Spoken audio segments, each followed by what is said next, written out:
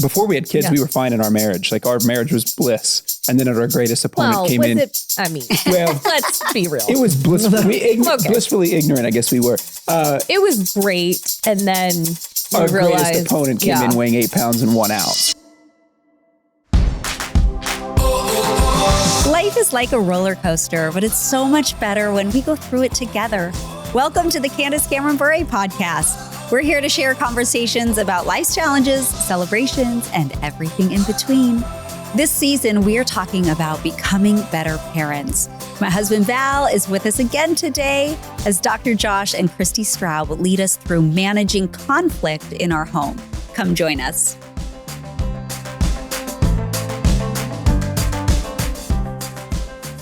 Hi, everyone. So good to be here. I like our little fourth. This is fun. I love this. Yeah. Conflict in marriage today. This is going to get a little juicy, maybe. But this is dreamy. I love these conversations. This actually reminds me of my childhood growing up. This is kind of what I was describing in a prior episode. When my parents would be in the seat, they would have another couple that was maybe younger than them that would come in and ask for advice, and they would just have an open conversation. So I love this. I feel like my dad right now. What is it, a therapy session or what is it? Yeah, kind of light therapy. You guys are giving us therapy. Podcast, lighthearted. It is. But we're going to get into the thick of it today because we are talking about managing conflict within our marriage and within parenting. And I feel like that can be such a huge source of not just disagreement and conflict, yes, in and of itself, but tension between couples when they are not agreeing on parenting or parenting styles. And so how do we work through those conflicts? Right. Yeah. I think it goes back to, again, everything we set the stage for on emotional safety and parenting in previous episodes. It's the same thing in marriage. It's like emotional safety is the hub of the wheel, if you will. And whether you're talking about parenting as a spoke or you're talking about marriage as a spoke or whatever that spoke might be, emotional safety is really that hub of the wheel. And it's the same thing in marriage. And I think as we have conversation today around parenting being the issue or the spoke, if you will, the hub of the wheel is, and the late Sue Johnson, she was the founder of Emotionally Healthy Couples Therapy. And this statement really comes out of what she created with Emotionally Healthy Couples Therapy. And that is this, that what is going on within your spouse's heart matters more than what's going on between the two of you.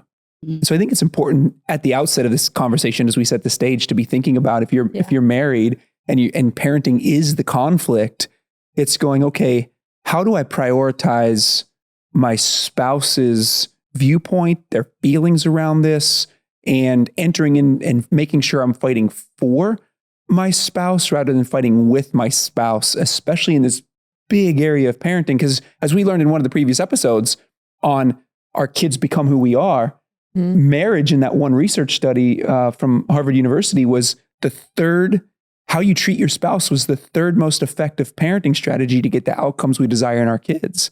And so how we're treating one another, I think is really, really important to this conversation. And it's why we put it here in the context of parenting. But I want to throw it to you guys while you guys are over there on the hot seat was there any parenting issue, if you will, that created conflict in your marriage? Never. Never. Good. We've never disagreed.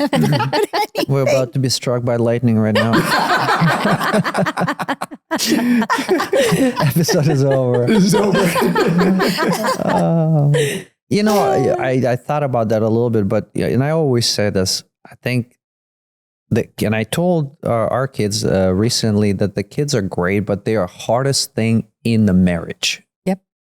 That's, if you think about it, I mean, we have enough disagreements between just two of us, and then you add another 3 personalities into that. That is, it is a hard thing to do. So, we attack that by trying to be on the same page as much as we can. From the beginning, set again ground rules for, mom and dad always on the same side. You can be, dad said or mom said or this, and they try to play that. But most importantly for us was just to set between two of us that, hey, we got to be one going into that battle, so to speak. And that took time to learn. Yeah. Once our kids were younger, when they were toddlers, and then going through just the adolescent years and preteen years, there were different stages of that. But that was Val and I separating ourselves from the kids and saying, we have to talk about this, and setting up what the plan was going to be so that when conflict arises, because it's not if conflict arises, we know conflict will arise. But when there's a challenge, how are we going to attack it? So we did do that early on. And man, looking back, I'm like, yay us. Yeah. Because I don't think we even at least I didn't, that we were so intentional about it. And that was such a good thing. Yeah. But I don't think that we were like, hey, we read this book and we have to make a plan. We didn't do it in that. It was a little bit more instinctual because we didn't want the kids to try to manipulate us or feel like we weren't a team. Yeah. And we've always parented as teammates. And a perfect example would be, the kids would say something and, she would react to that problem and I disagree with her, but I'm not going to step over her at that moment. I'm going, okay, hold on a second, let her do her thing. And then we can go back into our room and talk about it and be like, you know what, I disagree with you on this. Like, let's do this. But the kids, I don't want to do this in front of the kids because they need to understand that I'm behind you, mom. Like 100%. So she is. Times. And he was actually so good at doing that there were times when he'd be like, hey, we need to talk because I don't agree with you with what you said with the kids. And I'd be like, wait, what? I totally thought you were on my side. And he's like, no. But again, it's like, oh, I'm not going to challenge you in front of the kids that way because we're a united front, but I actually disagree. So let's talk this out. That happened a lot. Did you ever acknowledge that to him?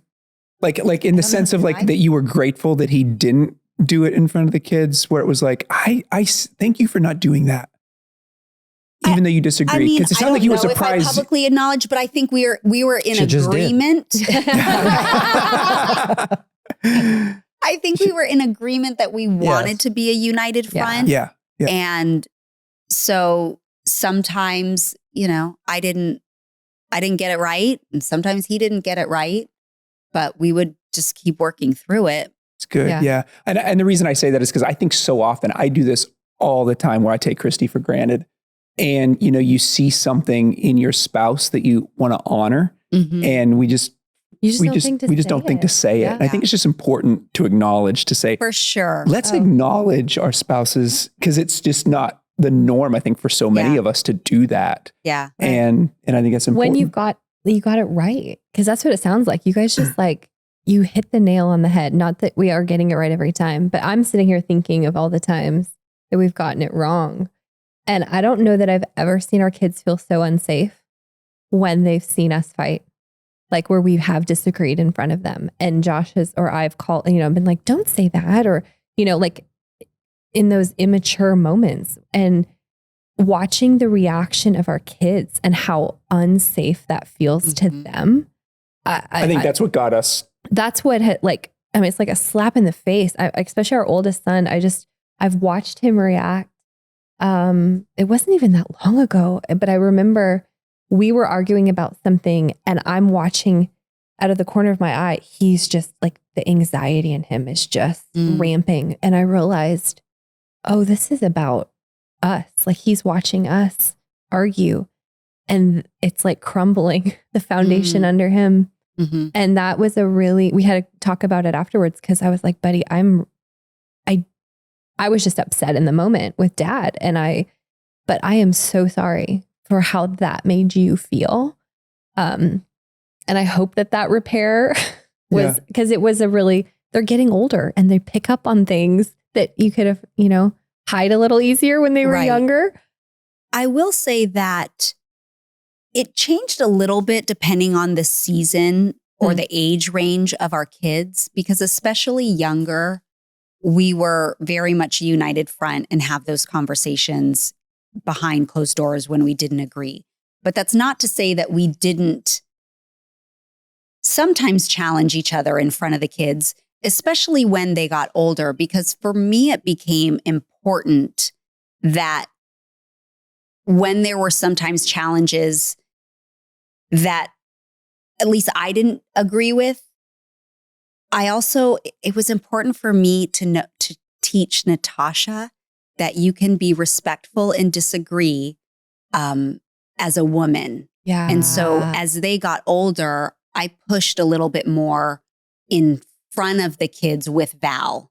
And that was on purpose because I was like, your voice is important too. Yeah. But we have to understand that's good. how to do this dialogue in a respectful way. That's good. It's like modeling, because otherwise they don't see conflict. Right. And conflict Because I don't resolution. think it's necessarily healthy if it's all behind closed doors. You have to model how to work through conflict. But again, on the basic, like day-to-day parenting decisions, it's like, no, we're going to figure that out without the kids and then present as a united front.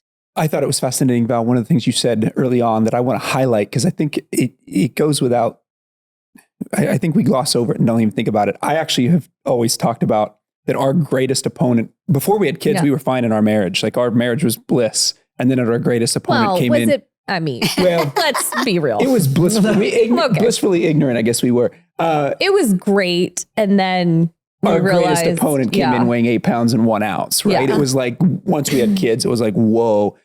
And you talked about there's now 3 different personalities in the marriage, but those 3 different personalities are changing and growing from infancy to toddlerhood, to elementary years, to middle preteen, to, and so not do you just have 3 personalities, you've got 3 personalities that are ebbing and flowing and changing constantly. And I never really thought about it that way in terms of, now these 3 personalities that are ever growing are also coming into and creating conflict and can create conflict between us. I would love to hear from you guys how you did handle it, maybe whenever they did try to pit you against one another. What did that look like in your marriage?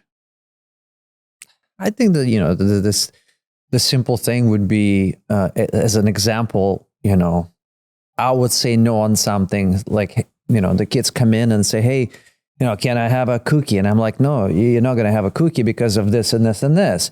And then literally 3 minutes later, I'm walking in and I go, I told you not to have a cookie. And he goes, well, Mom says yes. And I'm kind of like, look at him like, why did you say yes? But she did not know. And so now I'm getting mad at her and not at him, at the kid. Yeah. But the fact is, and that's what creates that little, a synergy. I go, why did you ever do this? So now I'm mad at her rather than focus on him. So then we go, listen, they can't play you. So, hey, what did your dad say? Did your dad say you can have a cookie or not? Yes. So I'm with them. And the same thing like with Candace, right? Yeah. You learn really quick to ask questions. Yeah. So then they can't play us. Now they can't play us. So now let's back it up. Have you asked your dad already? What did he say? Yeah. And you said that. I was like, well, I'm going to go check with him. I'm going to ask him. So that's a helpful little but tool. it's still going on, right?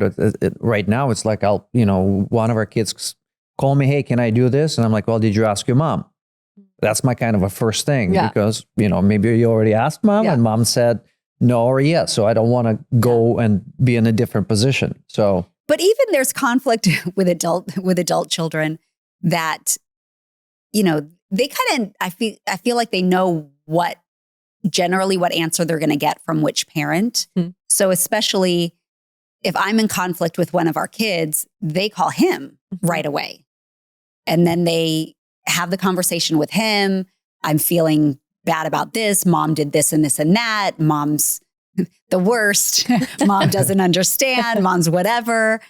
And then, we have a conversation and it's like, hey, did you talk to the kids today? And how is that going? And what's going on? So it's like, then I tell my perspective and sometimes like, I don't even realize there's conflict with the kids that I did something that was offensive, or sometimes I go, yeah, but that's totally not what happened. What did they tell you? What did they say to you? Yeah. Happens all the time. And so we always are like, even though we have adult children, it's like you and I are together. We're the ones living together till death do us part.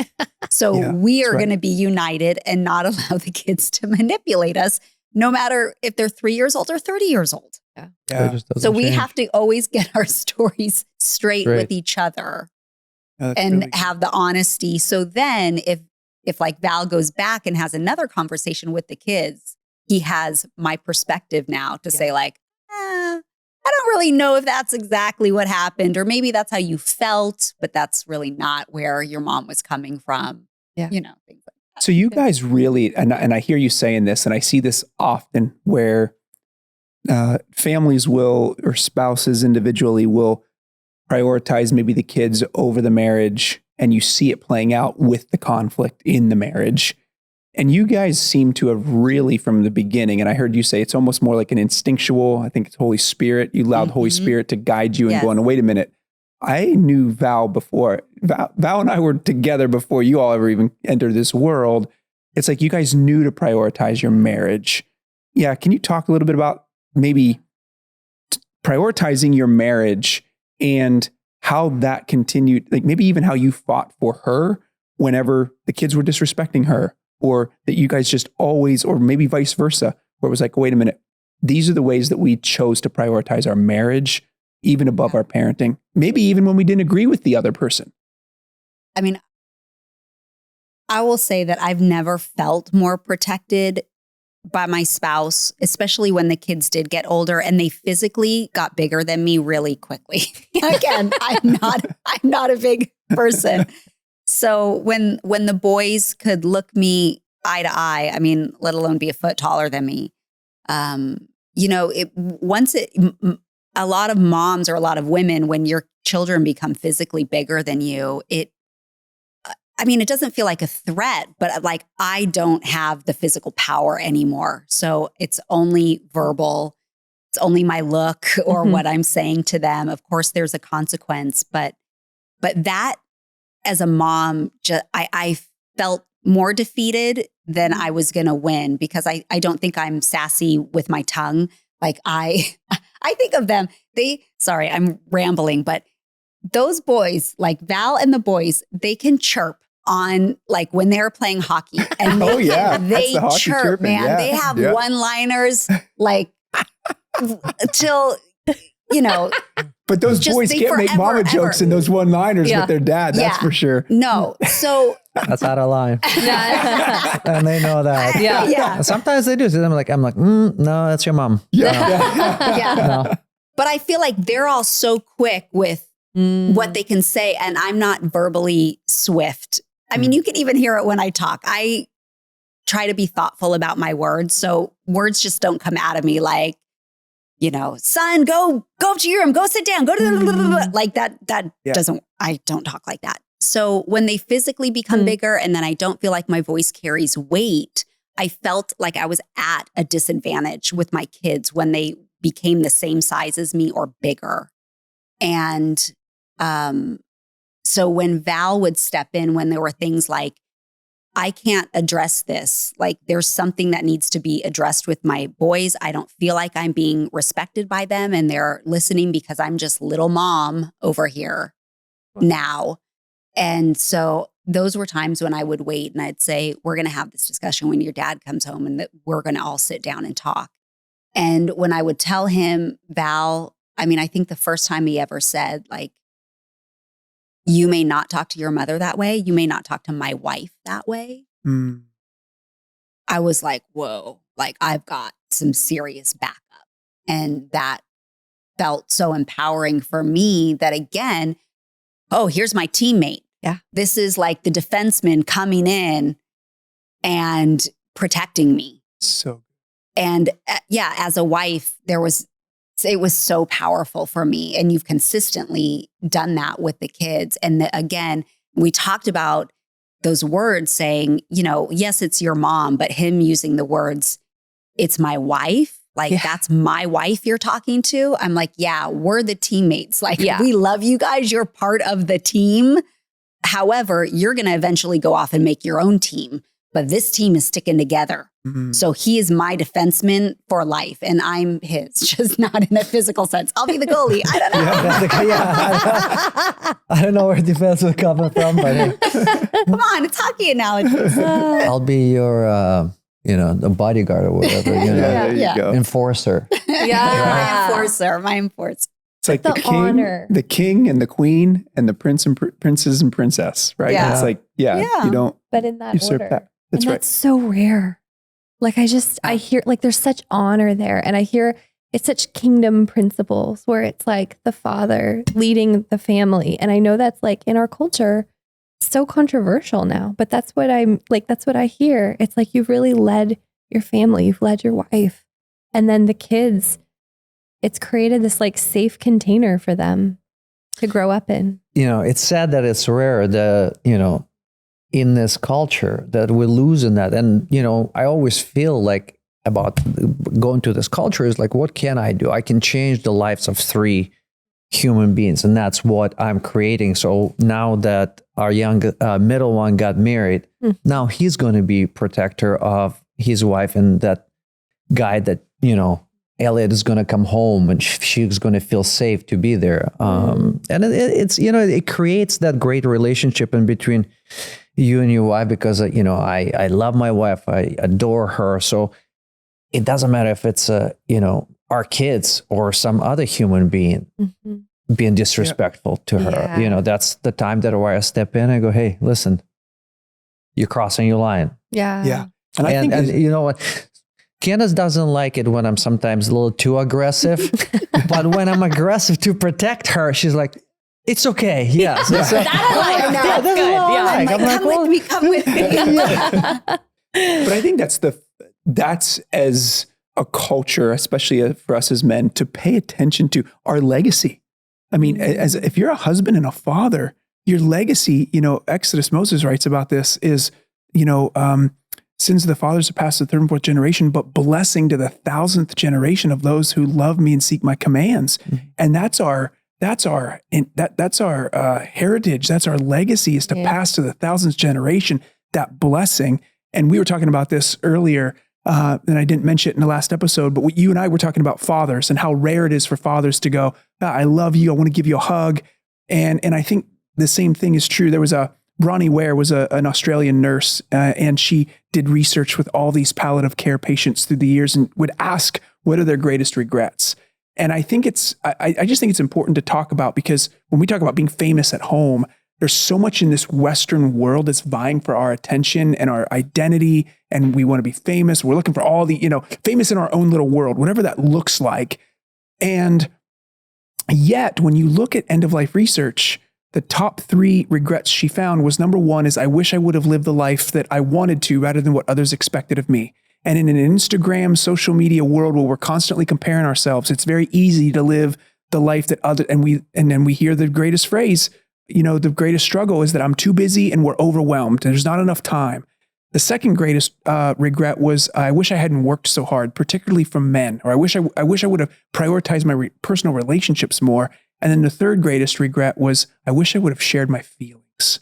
And I think as we think about that as husbands and fathers in particular, I think about that often. I don't want to live with those regrets. Yeah. I don't want to live with the regret that I, chose my kids over my wife, and then my wife didn't feel protected. My wife's heart didn't feel fought for, that she didn't feel chosen. I chose her when I married her. I continue to choose her over and over and over again. And I think that that's an important thing as husbands. We want to continue to help our wives feel safe, because as you talked about, or one of you talked about, what you're doing is you're showing Natasha how she deserves to be treated when she gets married. And I think that's what you guys have modeled here in relationship to handling conflict in the parenting years and how you're modeling that. So I want to throw that over to you guys again, because one of the conversations you and I had was, Candace, was, once we resolved conflict, we kind of, we moved on, but yet you resolved conflict. You're married almost 30 years. I would just love to hear,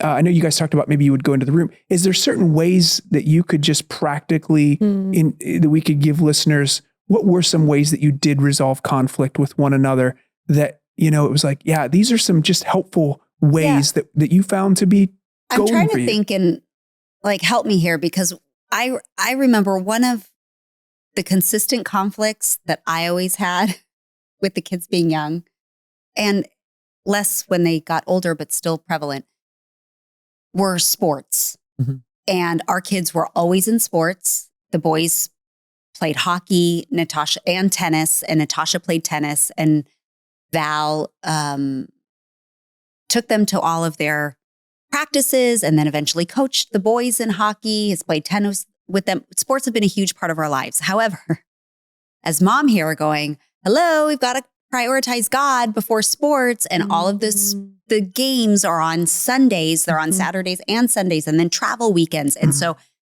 this always became contentious for me, and I struggled with it so greatly. And then I would get mad at Val for it.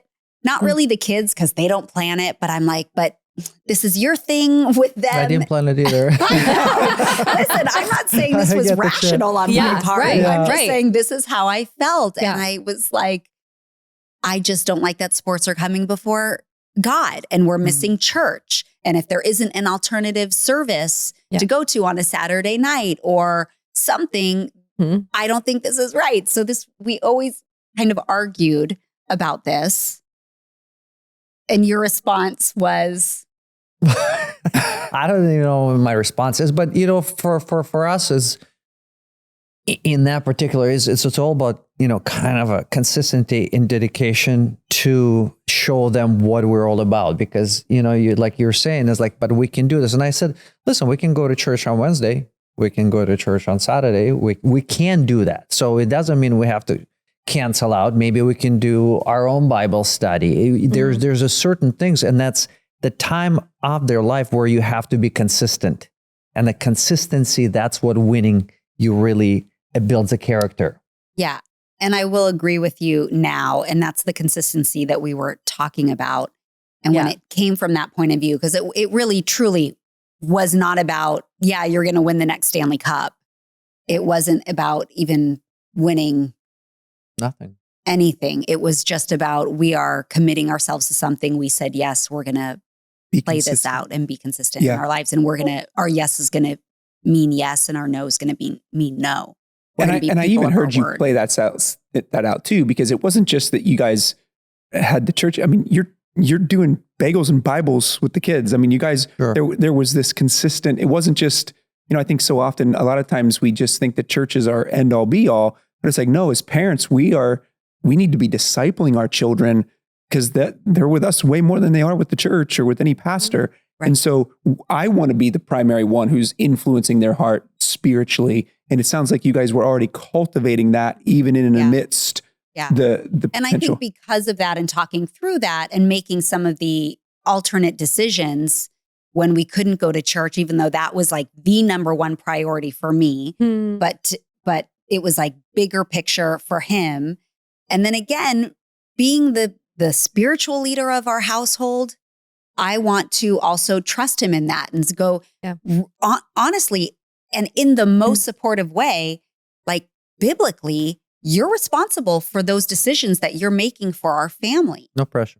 Yeah, right. That's right. I get it. So if this is what you feel is best for our family as your wife, I want to honor that and nurture it to the best of my ability, because it is true. While I don't 100% agree, there's nothing unbiblical there.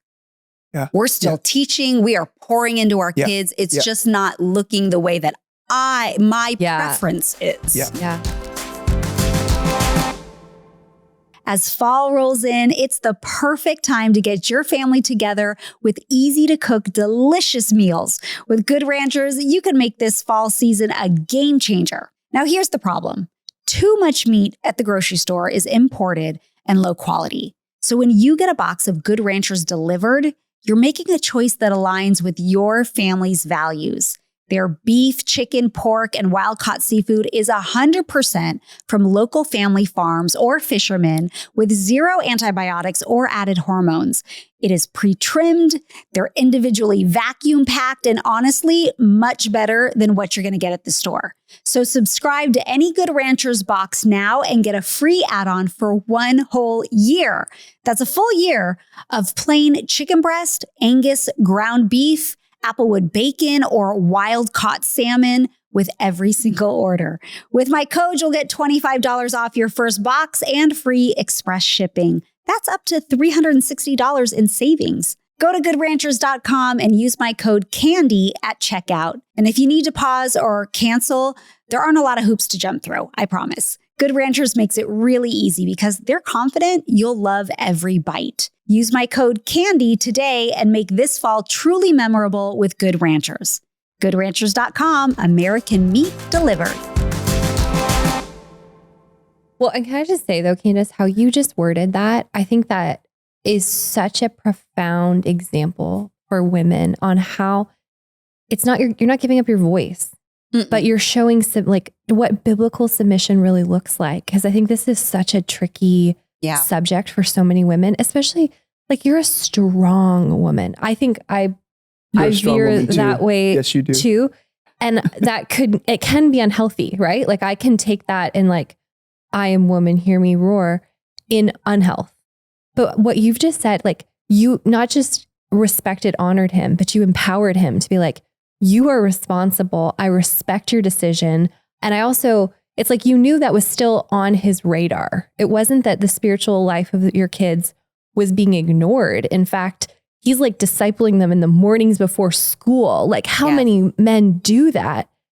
But you're honoring him. Like, I trust your decision, but I'm also putting the weight of that decision on you. Like, and I think that is just so, it's just a beautiful example of a biblical submission and honor.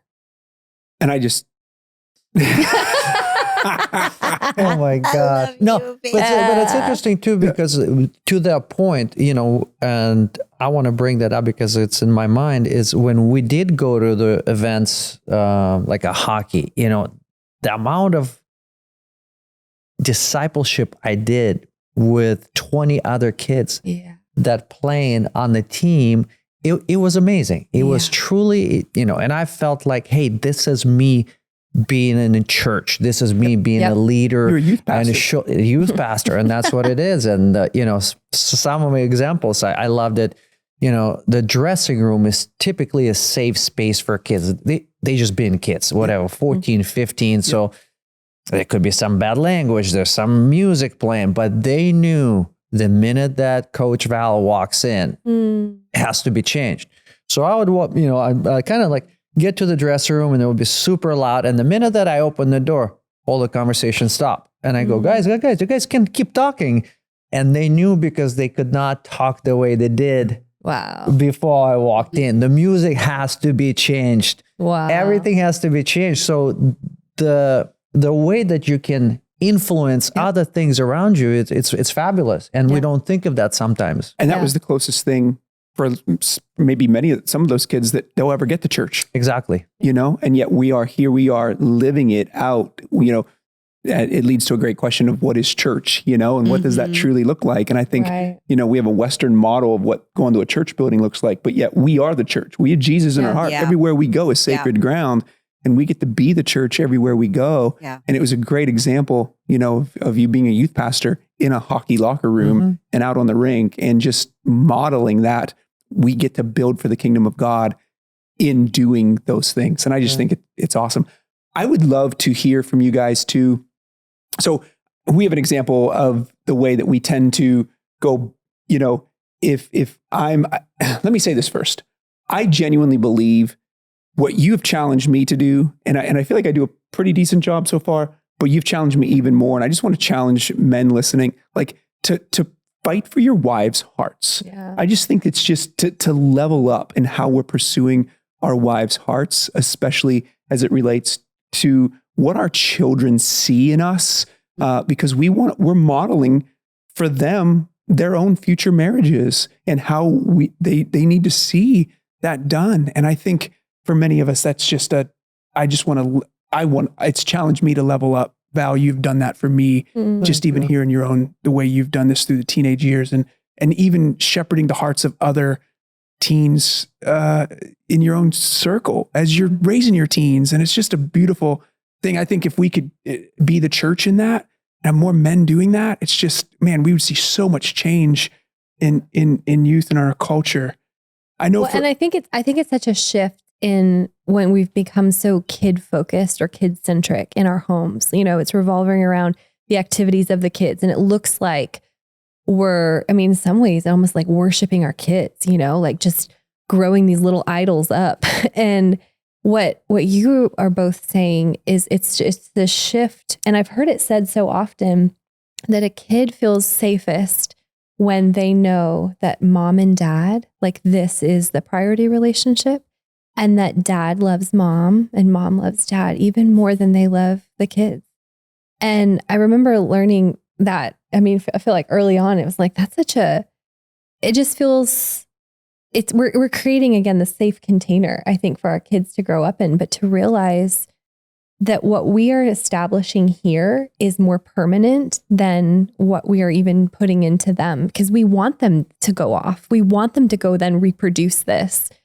And yet I think, again, culturally, it's just fighting that tide of the child-centered homes and the realization that I think as we do this work together in marriage, we are establishing in our kids. That marriage-centered home is the safest place a child could be. Yeah. Yeah. When it's strong and it's healthy. Yes. And it's. I would like, before we go to the listener questions, I would like to hear some examples from you guys, and then we can give some also of how you do prioritize your marriage. So this is outside of the conflict. That's what I was going to go to next. Whatever season of life you're in with your kids and the ages. Because listen, I think everyone says, oh, date night, go on date night. Yeah. But like, let's get beyond date night. Yeah. And even let's flesh out what does date night look like. Yeah. But can you give me some examples how you guys prioritize your time together?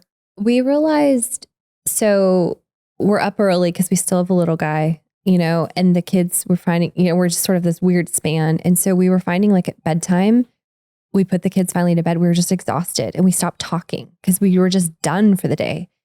And something about being in our home, just like, I don't know, we just like checked out. And so one day we have this, those bed swings on our porch. And it was one night, it started with a conversation that we had to have that was like not a comfortable one. It was one that was like, actually, I have to bring something up. I have to talk to you about something. We could do that another time.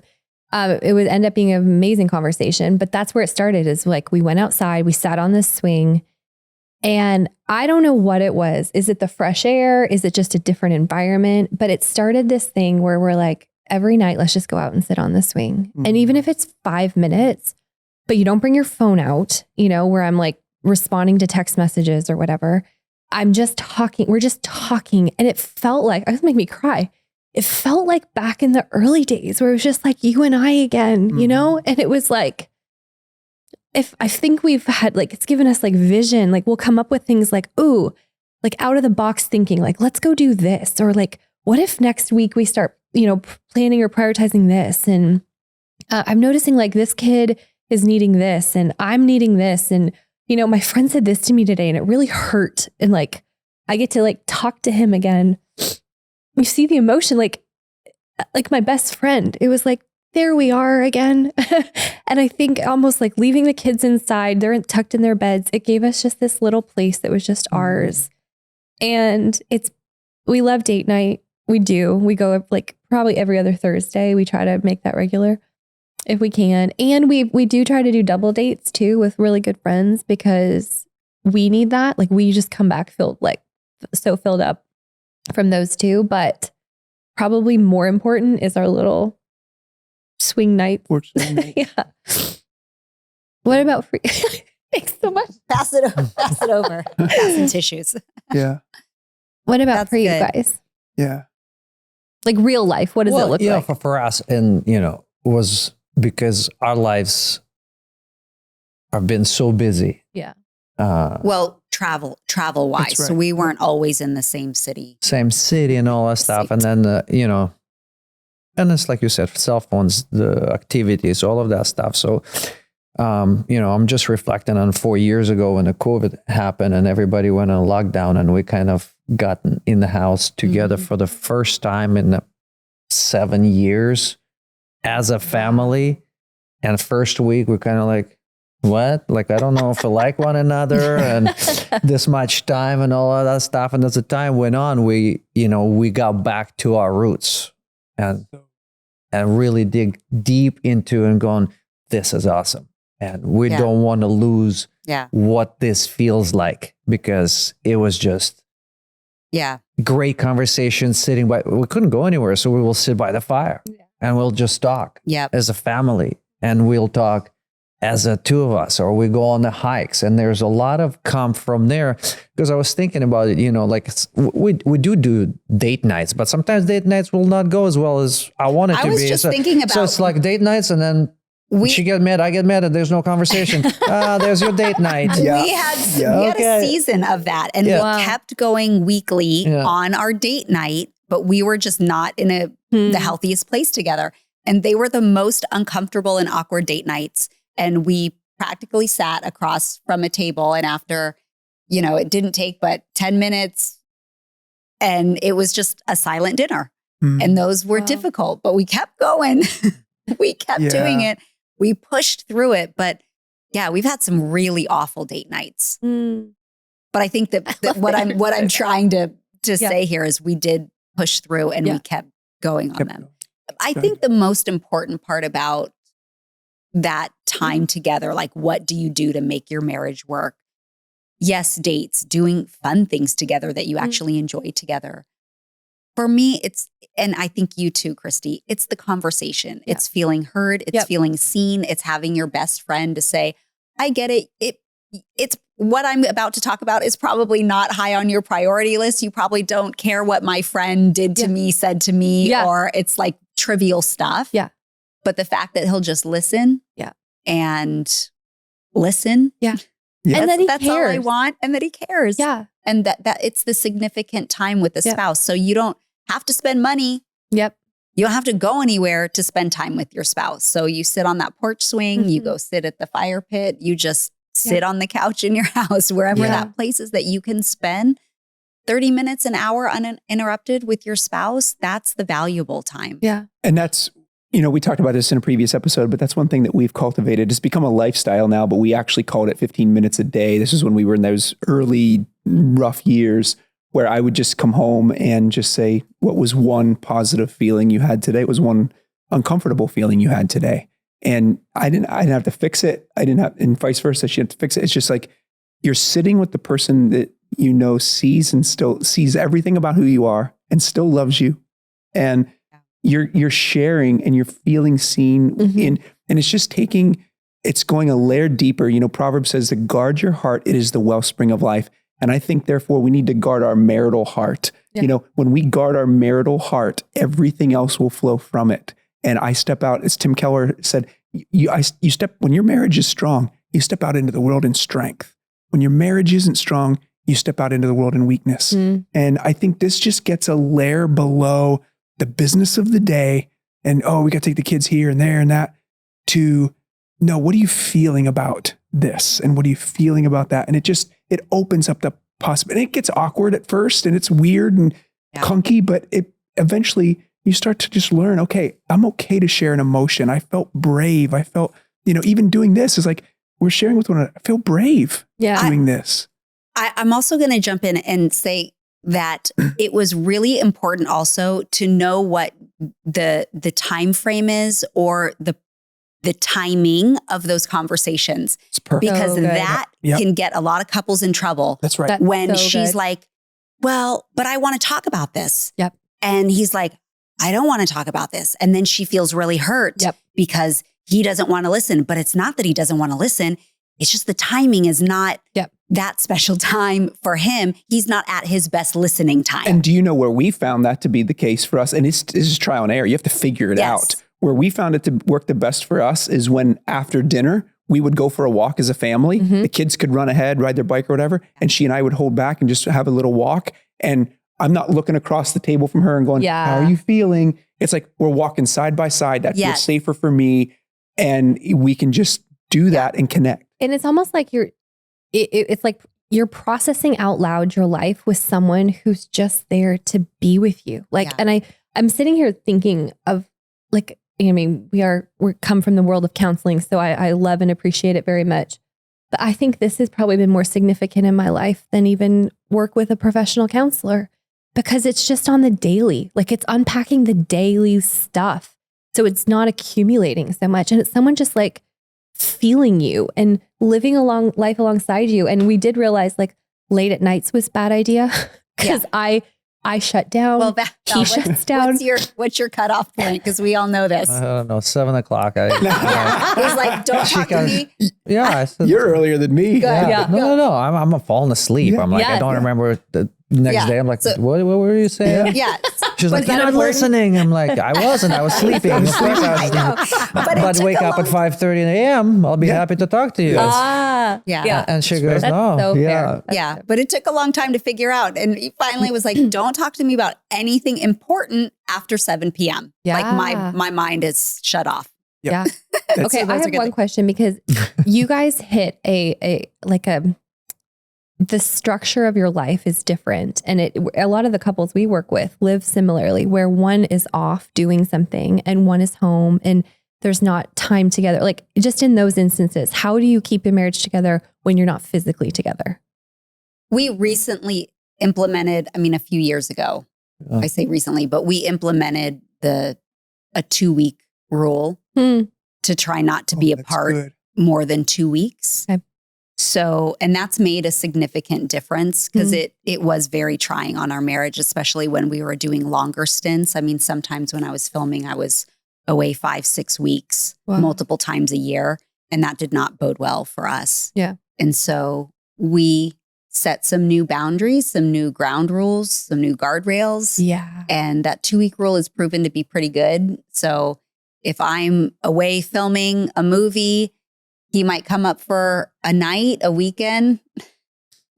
Still Booty. too long for me. I'm a time guy. Yeah. Like I need a quality time. Yeah. So Yeah. for me, it's even 2 weeks is long. And it's just having your partner, having your friend with you, Yeah. waking up and not having her there beside me or going to sleep. That's what I miss. Yeah. Not the most, but But see It's- him verbalizing that, because for the longest time, I didn't know Wow. that meant so much to him, Mhm.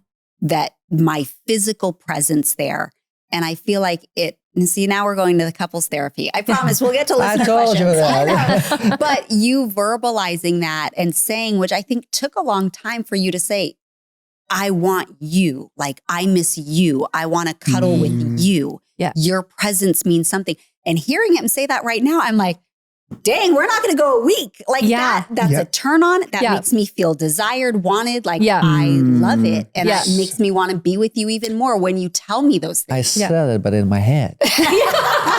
you just why couldn't you? Why aren't you in there Yeah. and listening? Oh my That right there. God. And that's a great example of what I was saying earlier of like, we don't verbalize, Yeah. we just don't say sometimes. There was a podcast. So I'm part of a mastermind group called Integrated, which is it's fathers and husbands who have businesses, but we're integrating our family and being healthy fathers and husbands into this. And I'm trying to remember the podcast and who the people were that said this, but it was one of the biggest takeaways that all of us men took from this mastermind group that weekend was this couple was talking about sex and marriage and what a husband needs to hear and what a wife needs to hear in order to be turned on or to be ready for sex. And this just brought it up for me. And I'm struggling. I just don't remember the name of the people. So I apologize for that. But it was the two phrases. So what a wife needs to hear from her husband in order to feel ready for sex is, I choose you. And that's exactly what you just said. That is a turn on. Yeah. It's only a week. Okay, this is amazing. Podcast is over. Yeah.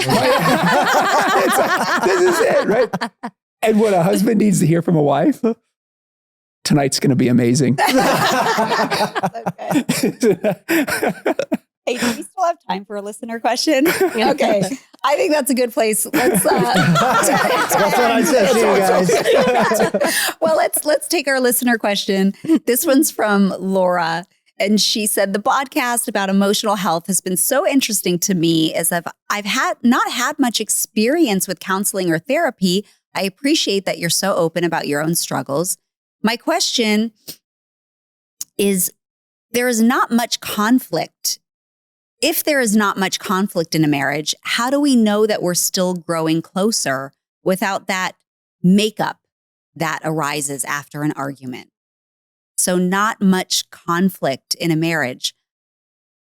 That I don't know the answer to that because I feel like healthy marriages have conflict. I would say this. I would say, yeah, and this may not be the case, Laura, for you, but I would say this. When couples come to me who are getting ready to get married and they're like, oh, we never argue. We're just meant for each other. I'm going, then someone is acquiescing or appeasing the other person more than they should be, because we both need to have a voice.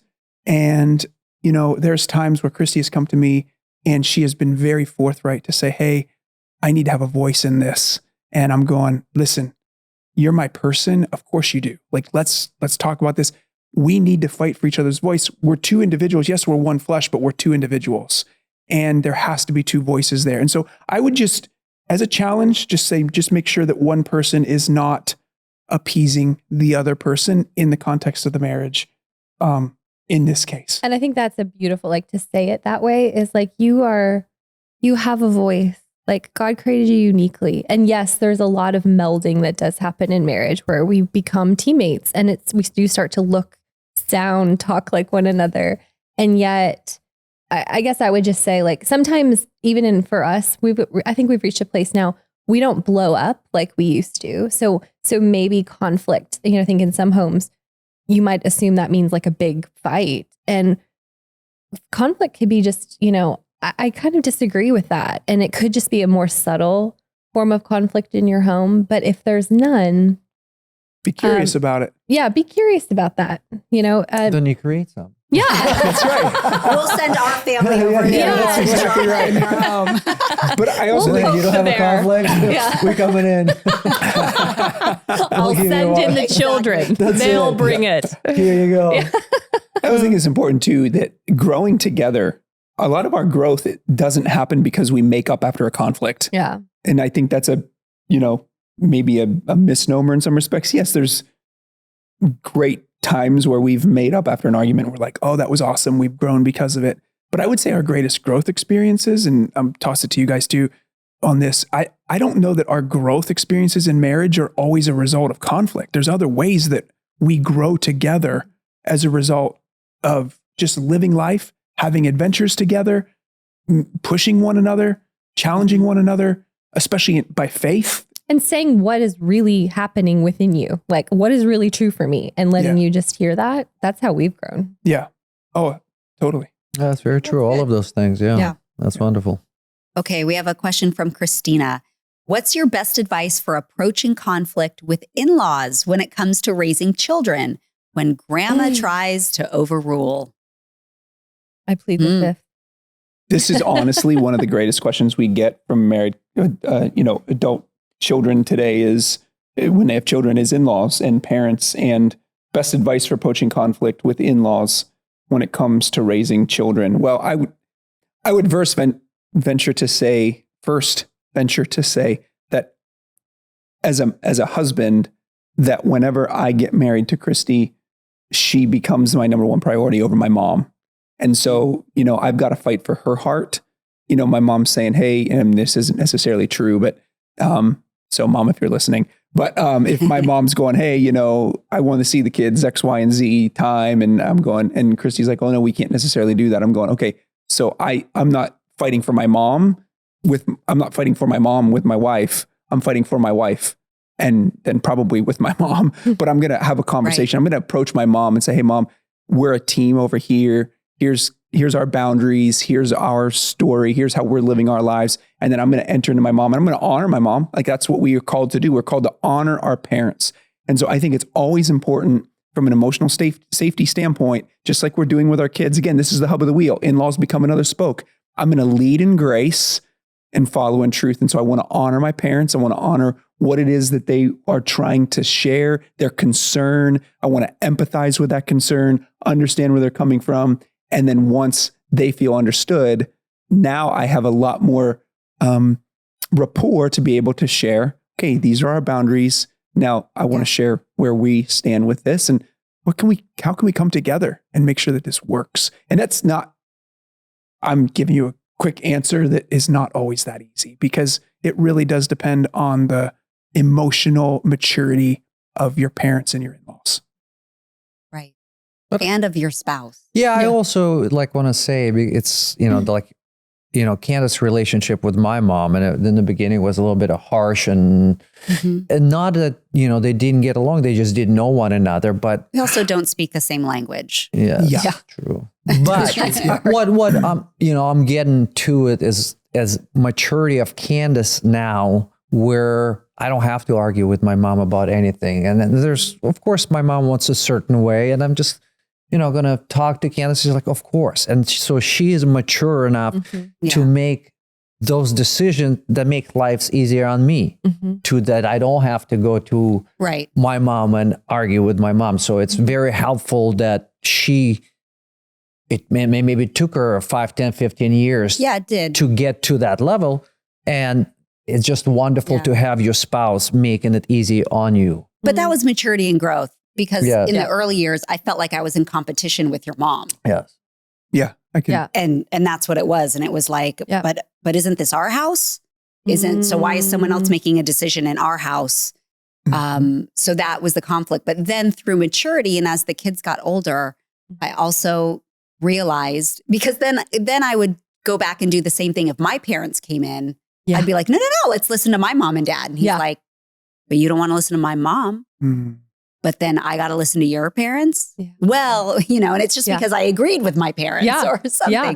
So it just took maturity on my part. And I think on both of us to understand that dynamic, but it can be very stressful depending on how your spouse looks at it and what their relationship is with their in-laws.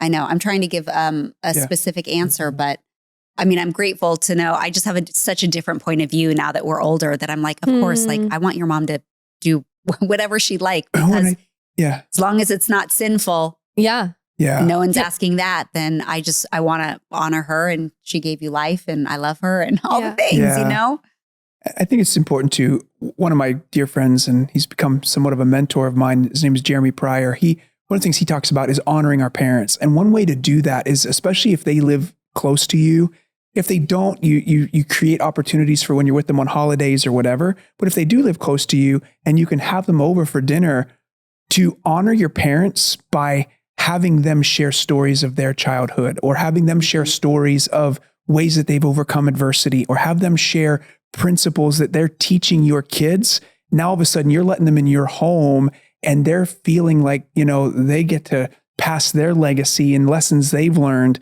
And it's a way to honor. And as we build honor, what it does is it opens up opportunities then for us to be able to have conversation around conflict or where we don't see eye to eye because they feel honored. And I think honor always begets honor.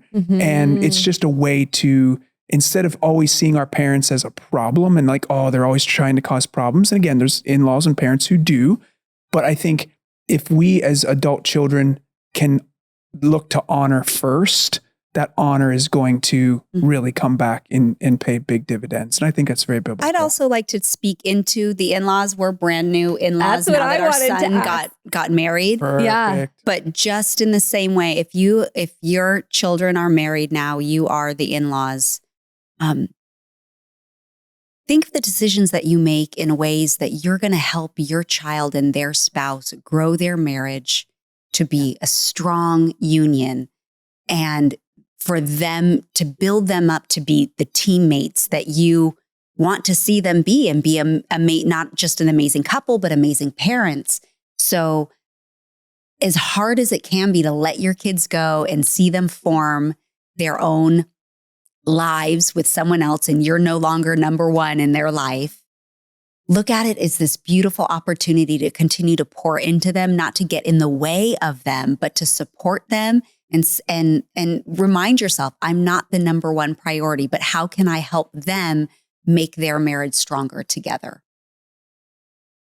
Because that's what I want to do for Lev and Elliot. I'm like, I'm here when you need me. I don't want to butt in anything, but I am at your But I'm coming over call. for dinner. Like I want to be a part of it, but I don't want to overstep my bounds. I want to be asked and invited in, but I consistently let them know I am here and always available.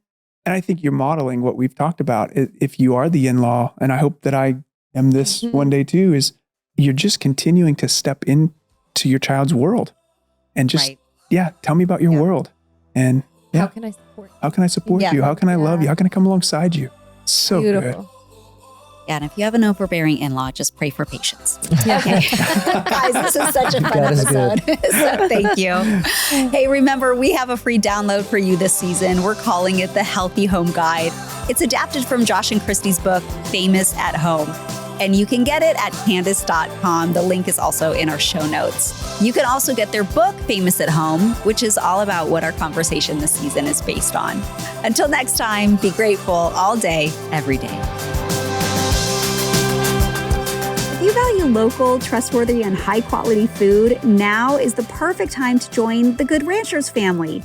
I was thrilled when my first Good Ranchers box showed up and it was all still perfectly frozen. And what I really love about Good Ranchers is their commitment to transparency. They believe you have the right to know exactly what's in your food. I mean, hello. And they're also amazing supporters of this show. Good Ranchers sources all of their meat from local U.S. farms, so you're getting the best of the best. No antibiotics, no added hormones, just pure, delicious meat you can trust. And do you ever notice when you're in the store, when you buy chicken or beef, it costs more and the portions way less every time you buy it? But imagine having top quality, 100% American beef, chicken, pork, and wild-caught seafood delivered right to your door. Just head over to GoodRanchers.com and subscribe to any box to unlock savings. Good Ranchers is where you can get 100% USA grown meat you can trust that's tender and full of flavor every single time. With meat prices continuing to go up and the quality at the store going down, Good Ranchers can save you hundreds. Your taste buds, your wallet, and local ranchers will thank you. GoodRanchers.com, American meat delivered. I am so glad you're here. Life is like a roller coaster, but if today's conversation made it just a little bit better, comment below and tell me how. CandyRock Entertainment, all rights reserved.